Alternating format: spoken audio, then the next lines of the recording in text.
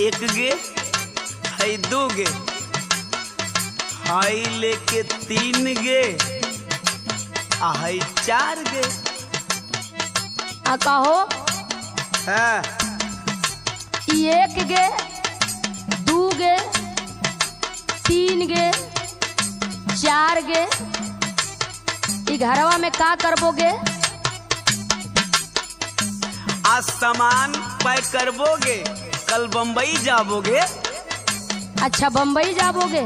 हाँ बम्बई जाबोगे। तू कुछ कहबोगे? सुनिएगे कहबोगे जनिया बलमुआ बहरवा कोरवा के सुतइबे गे।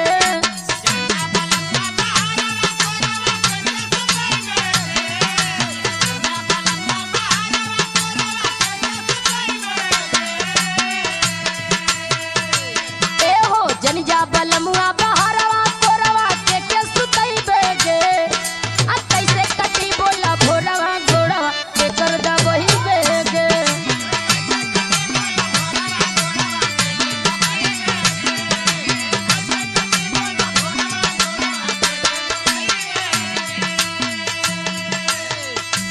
एगो हमहू बात कहबोगे तो से का कहबोगे?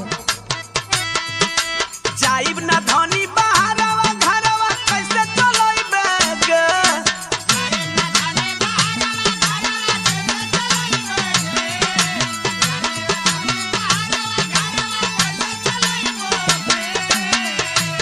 ए हो जाइब ना धनी बहरवा घरवा कैसे चलोइबोगे। अब मंगू जे ललिया बलिया धनिया कहवा से लइबे गे।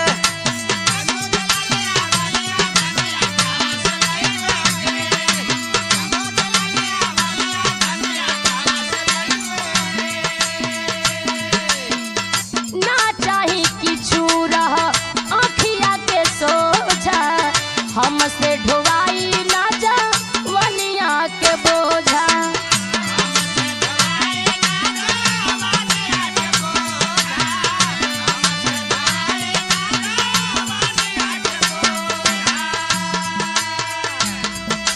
रात भर देई पहरवा दुखवा कैसे सुनइबे गे।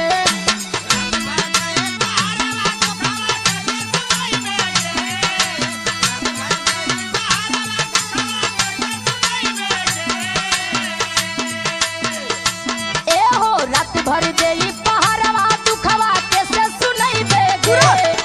आ कैसे कटी बोला भोरवा घोड़वा के कर दबइबे गे।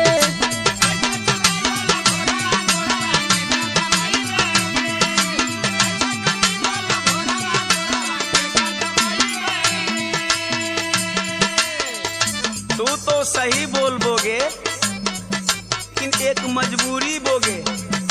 कौन सी मजबूरी के? सुनबोगे बताइएगे। करब ना कमाई कैसे चली सारा खर्चा। ऐसे ना भर रानी लोभ के तू परचा।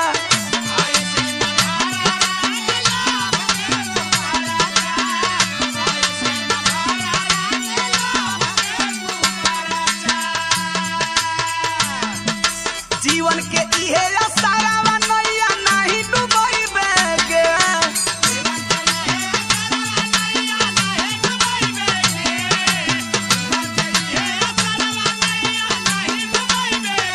ए हो जीवन के इहे सारा नैया नहीं डुबइबे गे। अमंग बुझ ललिया बलिया धनिया कहवा से लइबे गे।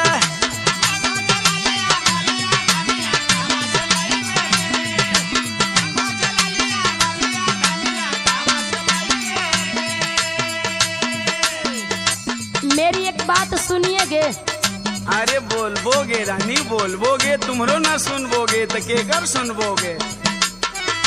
लागी न मनवा सैया सुनीला दीवाना निक नाही लागी पिया अन्न पानी दाना।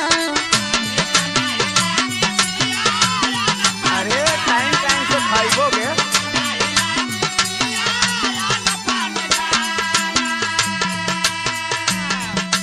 हरदम रह पजरवा मीनाक्षी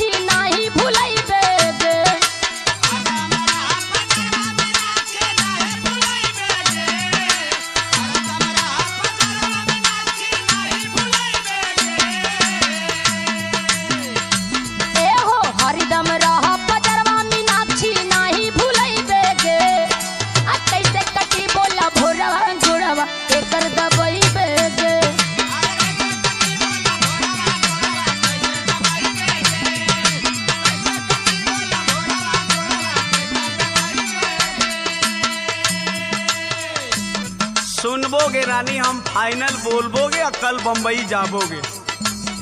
क्या बोलबोगे? सुनबो। कुछ दिन धनिया हो मन के मनई हा, समय से रहनिया हो खाई हा नहाई हा।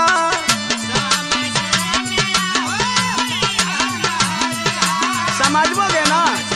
समझबोगे समझबोगे। माई बाबू के सहारा दीवाना जल्दी अइबेगे।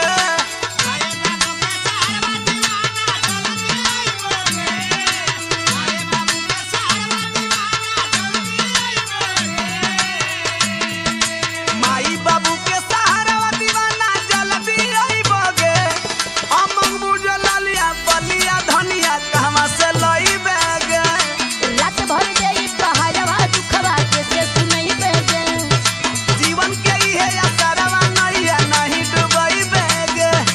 हरदम रह पजरवा मीनाक्षी नहीं भूलइबेगे। अरे माई बाबू के सहारा दीवाना जल्दी अइबेगे।